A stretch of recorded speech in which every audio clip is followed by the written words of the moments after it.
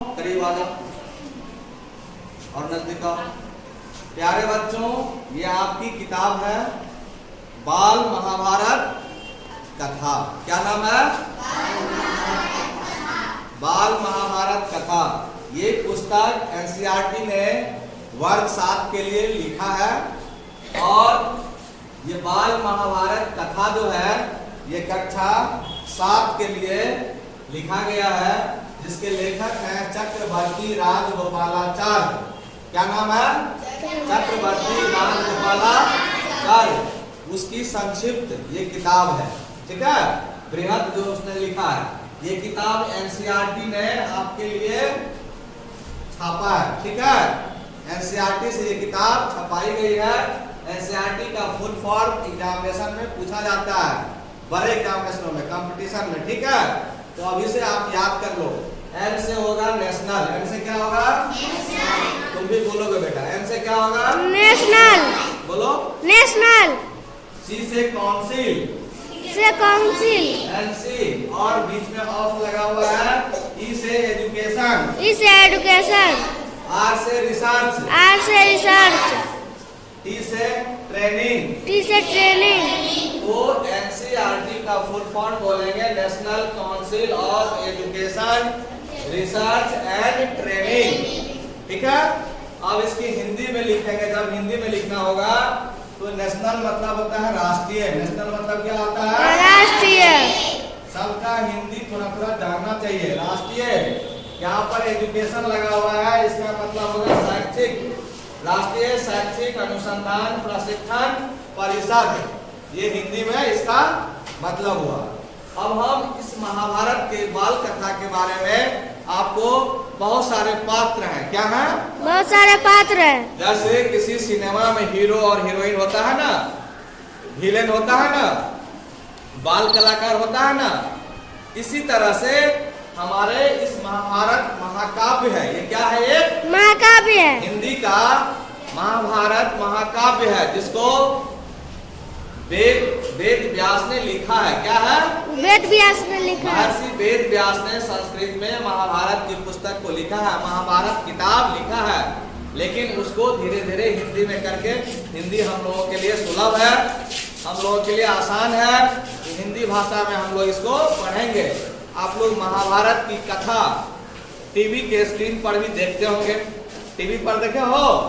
कौन कौन देखे हो? हाथ उठाओ। बच्चे लोग तरफ घुमाओ कैमरा। महाभारत की कथा कौन कौन टीवी पर देखा है? हाथ उठाओ। बस इतना ही बच्चा देखा है। तो महाभारत की कथा टीवी पर भी देती है, उसको देख लेनी चाहिए, ठीक है। जैसे तुम लोग बच्चों हो, महाभारत की कथा में भी पात्र है। क्या है? पात्र है। पात्र महाभारत की कथा में पात्र है। शांतनु। क्या है? बोलो। शांतनु, ये पात्र है, ठीक है। धृतराष्ट्र। धृतराष्ट्र, ये भी पात्र है, ठीक है। इसके बाद पांडु, ये भी पात्र है। कुंती, ये भी पात्र है, ठीक है। इसके बाद तुमको पांडव, पांचों भाई है, ठीक है। पांडव पांचों भाई है। कौन कौन? युधिष्ठिर, युधिष्ठिर, युधिष्ठिर, भीम,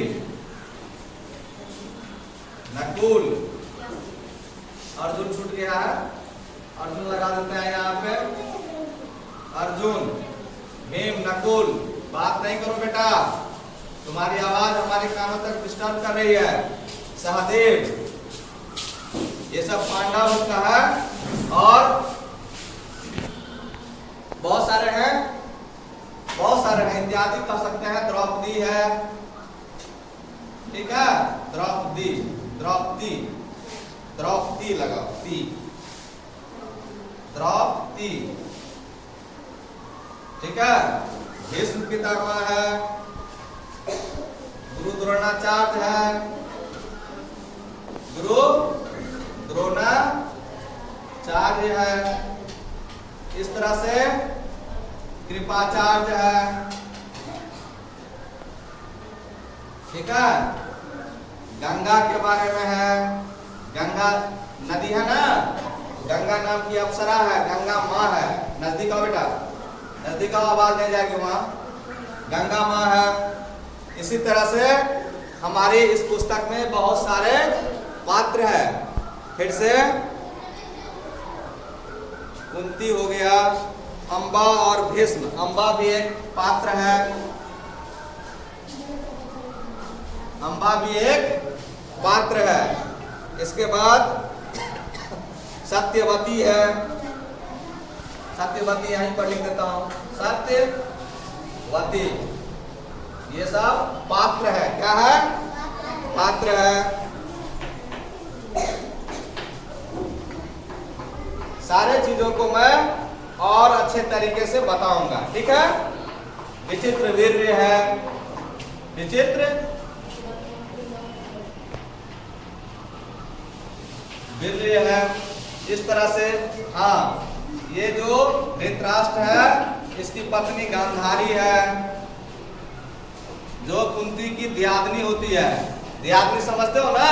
तुम्हारी माँ की, तुम्हारे पापा दो भाई है, तुम्हारे पापा की कन्या हो गई तुम्हारी माँ, और तुम्हारे चचा की कन्या हो गई तुम्हारी चाची। तो पापा तुम्हारी माँ और चाची दियादनी हो गई। स्टॉप, बैठो, वहीं खड़े रहो थोड़ा सा। तो इस प्रकार से बहुत सारे पात्र हैं, ठीक है। तो अब हम एक एक करके सभी को जानने की कोशिश करेंगे।